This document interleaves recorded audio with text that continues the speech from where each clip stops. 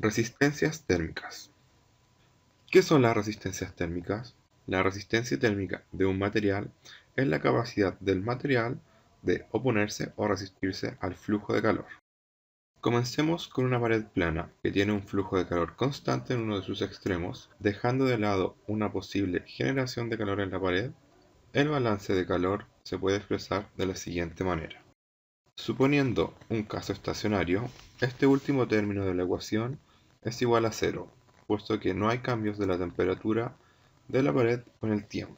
Con esto, el flujo de calor debe ser constante, ya que el flujo que entra es igual al que sale. Sabemos por la ley de Fourier de conducción de calor que el flujo se puede expresar de la siguiente manera. Ahora, tanto el flujo de calor como el área son constantes. Podemos separar las variables de la ecuación anterior e integrar desde x igual 0 hasta x igual L con sus respectivas temperaturas. ¿Qué significa esto? El flujo de calor en una pared es proporcional a la conductividad térmica, al área y a la diferencia de temperatura, pero indirectamente proporcional al espesor de la pared.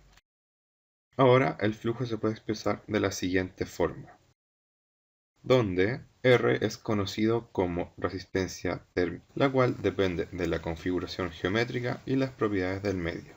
Note que la ecuación del flujo de calor es equivalente al flujo de corriente eléctrica, donde la corriente es el equivalente al flujo de calor, la diferencia de voltaje a la temperatura y la resistencia eléctrica a la térmica. El mismo análisis anterior se puede hacer para la transferencia de calor por convección y radiación. Comencemos con convección. Sabemos por la ley de enfriamiento de Newton para un flujo de calor por convección lo siguiente, donde H es el coeficiente de flujo de calor por convección, A es la superficie del sólido, Ts es la temperatura de la superficie del sólido y T infinito es la temperatura del fluido lejos del sólido. Reacomodando esta ecuación queda de la siguiente forma, y así obtenemos la relación para la resistencia térmica por convección. El flujo de calor por radiación se expresa de la siguiente manera, donde epsilon es la emisividad, sigma la constante de Stefan Boltzmann, A es el área superficial, Ts es la temperatura superficial y T alrededor es la temperatura de los alrededores. Al igual que el caso anterior, podemos reordenar esta ecuación para obtener lo siguiente, donde se puede expresar la resistencia por radiación de la siguiente manera.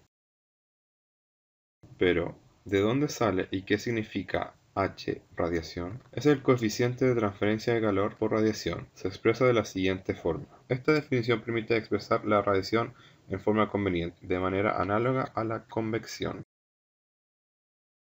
¿Qué sucede si hay más de una pared? Como se puede intuir, y siguiendo con la analogía de las resistencias eléctricas, las resistencias térmicas que estén en serie se pueden sumar para obtener una resistencia total del sistema. Y en caso de que las resistencias estén paralelos, como en casos en los que hay radiación y convección al mismo tiempo, o capas en paralelo, la resistencia total se calcula sumando los inversos multiplicativos de cada uno. A continuación, se presentará un caso donde se aplican estos principios. Suponga que usted es un ingeniero y trabaja en una planta de generador de electricidad que utiliza turbinas de vapor para su generación y le dan la siguiente tarea. Le piden que calcule el largo de los tubos del sistema de condensación de vapor que hay después de la turbina. Los datos son los siguientes.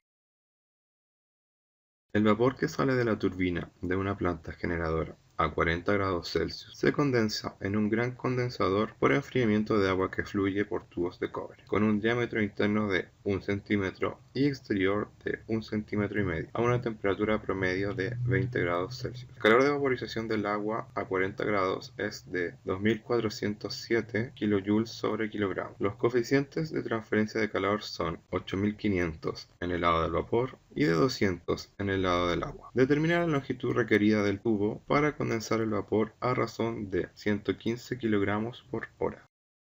Antes de continuar, se demostrará cómo se calculan las resistencias térmicas en coordenadas cilíndricas. Este problema se reduce a calcular el flujo de calor desde el vapor hacia el agua y el flujo de calor requerido para condensar el vapor.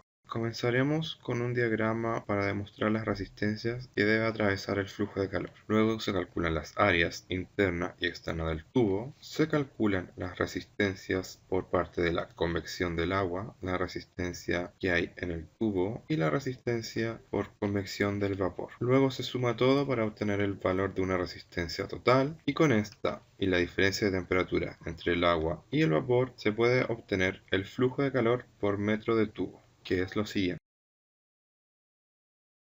A continuación, el flujo total de calor necesario para condensar el vapor a la razón de 115 kg por hora. Luego, con este dato es posible calcular el largo necesario del tubo.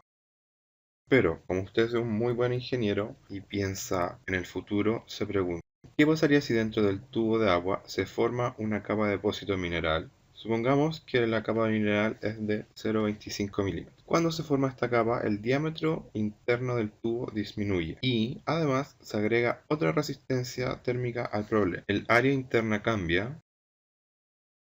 Luego se pueden calcular las resistencias como antes y para obtener la resistencia total. Con esto se puede obtener el flujo de calor por metro para luego calcular el largo del tubo. La diferencia entre el primer caso y este es de 68 metros. Es por esto que se recomienda usar aguas blandas o con bajas concentraciones de sales para evitar que se generen estos depósitos, que solo empeoran el trabajo del condensador y hace el sistema menos eficiente. Muchas gracias por la atención.